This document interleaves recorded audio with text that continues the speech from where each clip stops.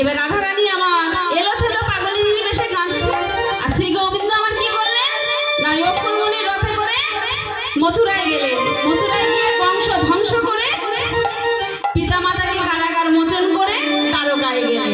দ্বারকায় গিয়ে রাজা হয়ে রাজ সিংহাসনে বসে আছেন। এমতো অবস্থায় নারদ মুনি বিনায় ধ্বনি করিতে করিতে শ্রী গোবিন্দের ওখানে দ্বারকায় গিয়ে পৌঁছালেন। আর নারদ মুনিকে দেখে শ্রী গোবিন্দ আমার কি করলেন না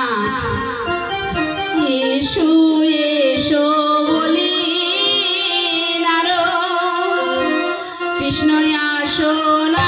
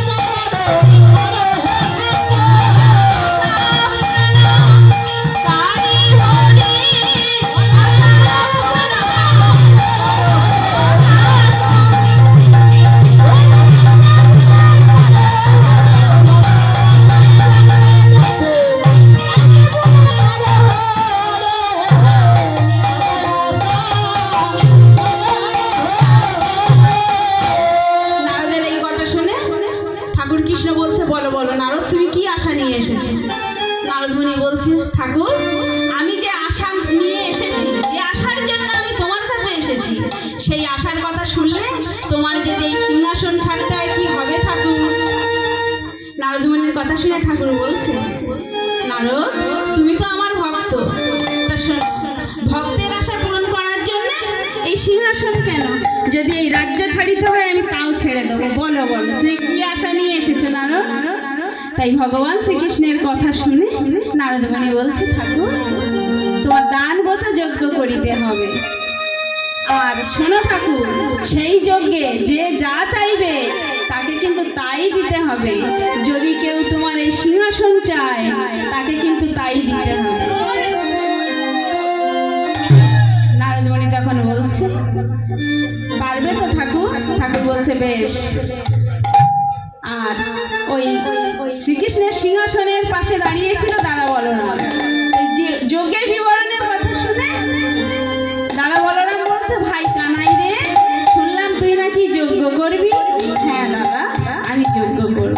তবে দাদা আমার যজ্ঞে উপদেশ করো তুমি। ঠাকুরের এনা কথা শুনে, ভাই কানাইয়ের এই কথা শুনে দাদা বলরাম বলছে, ও ভাই কানাই রে, তোর আশা কি কখনো অপূর্ণ থেকেছে? তুই তো আশা পূর্ণকারী হরি, পরম ব্রহ্ম সনাতন, তোর ইচ্ছা কি কখনো অপূর্ণ থেকেছে? তাই দাদা বলরামের এই কথা শুনে ভাই কানাই বলছে, আচ্ছা দাদা, তা আমি যে যজ্ঞ করিব, তো এই যজ্ঞের যে নিমন্ত্রণ করতে হবে, তো এই নিমন্ত্রণের ভার কে নেবে? নারদ মুনি তখন শুনে বলছে, হাসিয়া নারদ কহে,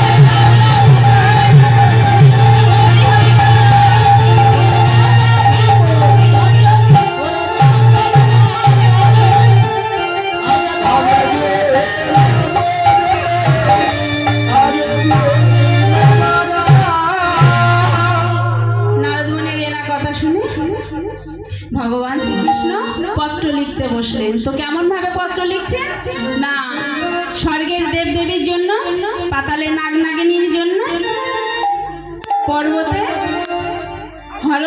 হর পার্বতীর জন্য, কিন্তু বৃন্দাবনের কোনো উল্লেখ নাই। এমন ভাবে পত্র লিখে ঠাকুর কৃষ্ণ নারদ মুনির করে দিলেন। নারদ মুনির পত্র দেখছেন আর কাঁদছেন। আর দাদা বলরাম ওই ভগবান শ্রীকৃষ্ণের সিংহাসনের পাশে দাঁড়িয়েছিলেন। দাদা বলরাম দেখে বলছে, ও ভাই কানাই রে, তুই সর্বস্থানে পত্র লিখলি, বৃন্দাবনে মাতা পিতার জন্য পত্র লিখলি না কেন? ভাই কানাই রে, সেই মাতা পিতা তোর কাছে কি এমন অপরাধ করেছে ভাই, যে মা সর্বক্ষণ নমনীর থারি হাতে নিয়ে বলে, আমার নীলুয়া খানি, আমার গোপাল খারে, করে আমার জাদুয়া খারে, আর সেই পিতা মাতার জন্য তুই পত্র লিখলি না? ভাই কানাই, সেই পিতা মাতা কি এমন অপরাধ করেছে? ভাই কানাই, দাদা বলরাম এমন করে বলছে। তখন ভাই কানাই দাদা বলরামের কথা শুনে বলছে, দাদা